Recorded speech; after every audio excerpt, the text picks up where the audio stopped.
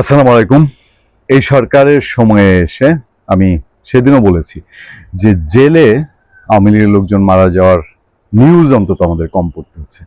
ইউনূস আমলে যেটা রুটিন হয়ে উঠেছিল, এবং ইউনূস আমলে এই বাংলাদেশের জেলখানাগুলিকে আওয়ামী লীগের জন্য মূলত মৃত্যুপুরী বানানো হয়েছিল। দেখেন, আমরা কথায় কথায় আওয়ামী লীগ বলছি, আওয়ামী লীগ বলতে হচ্ছে কারণ হচ্ছে আওয়ামী লীগ নাম দিয়ে জেলখানাগুলো ভরাট করা হচ্ছে। আজকে এই সিচুয়েশন, আপনারা যারা আমাদেরকে পুরনো চেনেন, যারা অতীতকাল থেকে আমাদের ব্লগ দেখেন, আওয়ামী লীগ গভর্নমেন্টের সময় 2018 থেকে আমরা ব্লগিং শুরু করেছি। 2018-র পূর্ণিয়ার খোঁজ, সেই চ্যানেলটা তো এখন রয়ে গেছে। সেই চ্যানেল ইউটিউবে সার্চ দিলে এখনো পাওয়া যায়, যদিও আমাদের নিয়ন্ত্রণে নাই।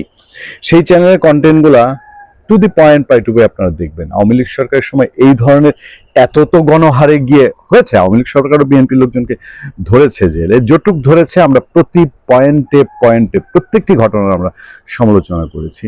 কিন্তু এরপরে ইউনূস আমলে এসে যে অবস্থা তৈরি হয়েছে সেটা আওয়ামী লীগের সময়ের সাথে আপনি তুলনা করতে পারবেন না। আওয়ামী লীগ সরকারের সময় এইভাবে 2 বছরে লাখ মামলা দিয়ে লাখ লাখ আওয়ামী লীগের লোকজন ধরা, আর 17 বছরে বিএনপি রেপিটেডলি করেছে, এবং আওয়ামী লীগ রেপিটেডলি করেছে বিএনপির নেতাকর্মীদেরকে, জামাতের কম, কারণ জামাতের গুপ্ত হয়ে গেছিল।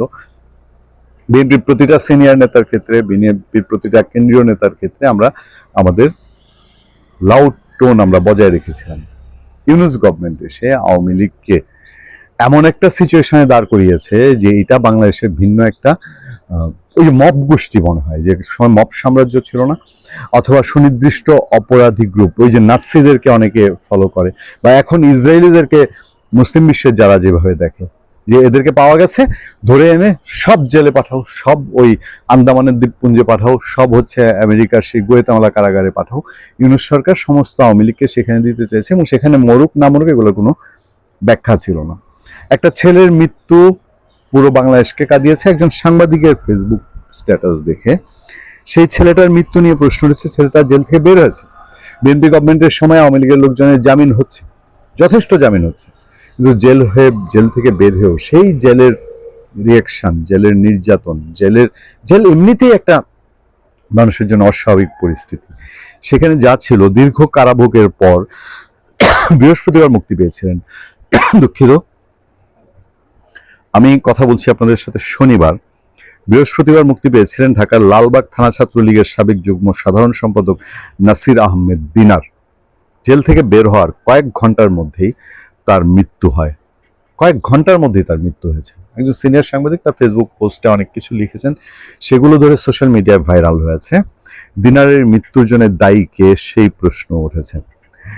এই জায়গায় বলা হচ্ছে যে একজন তরতাজা যুবক যে বছরের পর বছর বিশ্ববাট্পা ইউনূসের জেলখানায় বন্দিত্ব সহ্য করলো, তার পরিণতি যদি এভাবে হয়, তাহলে প্রশ্নটা শুধু একটি মৃত্যু নয়, এটা এক ব্যবস্থার বিরুদ্ধে প্রশ্ন।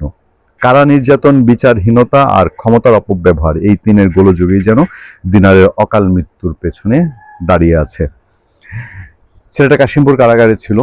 আমি শুধু দিনারের উদাহরণ দিয়ে আপনাদেরকে বলি যে বগুড়ায় যে 4 জন আওয়ামী লীগ নেতা 1 মাসে হার্ট অ্যাটাকে মারা গেছিল, অনেকে এটাকে অস্বাভাবিক বলেছে। নারায়ণগঞ্জের মারা গেছে, নোয়াখালী মারা গেছে, সারা দেশে শতাধিক মারা গেছে, যেটা শুধুমাত্র হাজার হাজার লক্ষ আওয়ামী লীগ নেতাকে জেলে ভরা হয়েছিল বলে। বিএনপি সরকারের শুভবুদ্ধির উদয় হয়েছে, বিএনপি রুট লেভেলের, মোট কথা বলতে গেলে যারা একটু সাংগঠনিকভাবে অত বেশি কারিশমাটিক না, তাদেরকে মুক্তি দেওয়ার একটা কৌশল নিয়েছে। কিন্তু অদূর ভবিষ্যতে বয়োবৃদ্ধ এবং আরো যারা এই জেল ভোগের পরে মনে করছে যে আওয়ামী লীগ তারা করেছে আগে, এই আওয়ামী লীগ ঠিক আওয়ামী লীগ না, ওই আওয়ামী লীগ করে তাদের জীবন ধ্বংস হয়েছে, সেই মানুষগুলোকে আসলে বিএনপি সরকার কিভাবে নিবে সেটাই এখন দেখার বিষয়। ভালো থাকবেন, সুস্থ থাকবেন। আপনাদের সাথে আমি আতিক রহমান, পূর্ণিয়া।